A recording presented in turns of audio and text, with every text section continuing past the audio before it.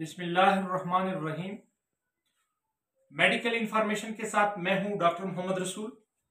Dare viewers, आज हम आपको बताएंगे कैपोटीन टैबलेट के बारे में कि कैपोटीन टैबलेट क्या होती है।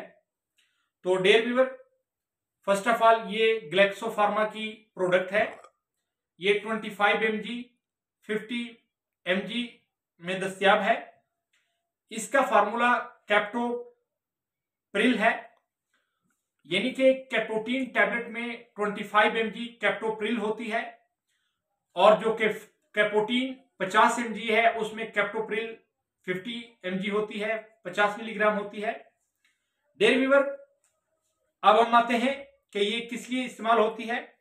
तो डेयर व्यूअर, ये एसी इनहिबिटर है, यानी कि ये एंजियोटेंसिन कवरिंग एंजाइम है। डेयर व्यूअर, ये हाइपरटेंशन में इस्तेमाल होती है, इमरजेंसी हाइपरटेंसिव ड्रग है, यानी कि अगर किसी पेशेंट का ब्लड प्रेशर बहुत ज्यादा है, 220 प्लस है, 200 प्लस है, तो आप उसे दे सकते हैं। उसके बाद ये हार्ट फेलियर में इस्तेमाल होती है, यानी कि हार्ट अटैक में इस्तेमाल होती है डेयर व्यूअर। उसके बाद डायबिटिक की वजह से, शुगर की वजह से, किडनी की बहुत सी डिजीज में ये काम करती है डेयर व्यूअर। उसके बाद डेयर व्यूअर, ये डायबिटिक नेफ्रोपैथी में यूज होती है। डायबिटिक नेफ्रोपैथी के जो पेशेंट होते हैं उसमें यूज होती है। डेयर व्यूअर, आपको ये बताता चलूं कि डायबिटिक नेफ्रोपैथी क्या होती है। ये किडनी डैमेज को दरअसल डायबिटिक नेफ्रोपैथी कहते हैं। Kidney damage due two diabetes, यानी कि शुगर की वजह से गुर्दों का फेल हो जाना, इसको डायबिटिक नेफ्रोपैथी कहते हैं। उसके बाद है डायबिटिक रेटिनोपैथी में ये यूज होती है, यानी कि डेयर व्यूअर, डायबिटिक शुगर की वजह से बैक ऑफ आई, यानी कि आंख का पिछला हिस्सा जिसे रेटिना कहते हैं, तो रेटिना का डैमेज होना, इसको डायबिटिक रेटिनोपैथी कहते हैं डेयर व्यूअर। ये इसमें इस्तेमाल होती है। उसके बाद हाइपरटेंशन, पहले आपसे मैंने डिस्कस किया है कि इमरजेंसी हाइपरटेंशन में डेयर व्यूअर ये यूज होती है। उसके बाद आयरन डेफिशिएंसी एनीमिया में डेयर व्यूअर यूज होती है। जब बहुत ज्यादा आयरन डेफिशिएंसी हो, एनीमिया हो, तो ये उसमें इस्तेमाल होती है डेयर व्यूअर। रेनल हाइपरटेंशन में इस्तेमाल होती है। तो डेयर व्यूअर, रेनल हाइपरटेंशन का थोड़ा सा मैं आपको बताता चलूं कि रेनल हाइपरटेंशन क्या होता है।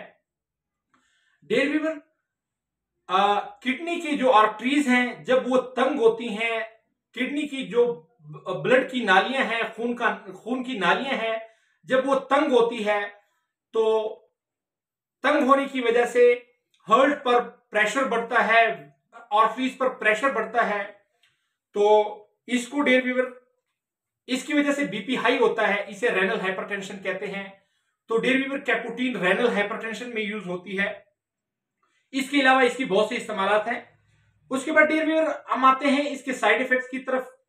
तो साइड इफेक्ट में इसके रेनल डैमेज है कि अगर आप ओवर डोज दे देते हैं, बहुत ज्यादा इसकी मिकदार दे देते हैं, अगर आप कोई डिजीज डायग्नोस किए बगैर आप किसी पेशेंट को दे देते हैं, तो इससे डेयर व्यूअर रेनल डैमेज हो सकता है। तो इसलिए ये डॉक्टर की हिदायत के मुताबिक लेनी चाहिए। ये ओटीसी प्रोडक्ट नहीं है, यानी कि over the counter sale product नहीं है। मतलब आप किसी भी पेशेंट को नहीं दे सकते, डॉक्टर की हिदायत के मुताबिक आप इसे नहीं दे सकते। उसके बाद इसके साइड इफेक्ट में हाइपरकैलीमिया है, यानी कि पोटाशियम के लेवल का बढ़ जाना है। डेयर व्यूअर, पोटाशियम का लेवल ह्यूमन बॉडी में 3.6 to 5.2 मिलीमीटर होता है। अगर आप कैप्टोप्रिल अगर आप देंगे तो इससे पोटाशियम लेवल बढ़ सकता है। उसके बाद डेयर व्यूअर, इसके साइड इफेक्ट में प्रोटीनो यूरिया हो सकता है, यानी कि यूराइन में प्रोटीन का इखराज हो सकता है, जो कि एक डेंजरस है। उसके बाद रिस्पिरेटरी डिस्ट्रेस है इसके साइड इफेक्ट में, एंजियोएडिमा है, रिस्पायरेटरी डिस्ट्रेस थोड़ा सा मैं आपको बता दूं, थोड़ा सा वजाहत कर दूं डियर व्यूअर। रिस्पायरेटरी डिस्ट्रेस दम घुटना जिसे कहते हैं, एस्थमा जिसे कहते हैं, सांस का फूल जाना, इसे रिस्पायरेटरी डिस्ट्रेस कहते हैं। और उसके बाद है angioedema. Angioedema dear viewer swelling को कहते हैं, बॉडी पे स्वेलिंग, यानी कि कैप्टोप्रिल की साइड इफेक्ट्स में एंजियोएडिमा भी है कि आपकी बॉडी पे स्वेलिंग भी हो सकती है। उसके बाद आप ये प्रेग्नेंट पेशेंट को बिल्कुल नहीं दे सकते।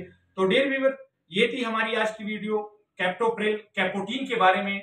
अगर आपको अच्छी लगी हो तो हमारा channel medical information with doctor Mohammad Rasool subscribe कीजिएगा। शुक्रिया।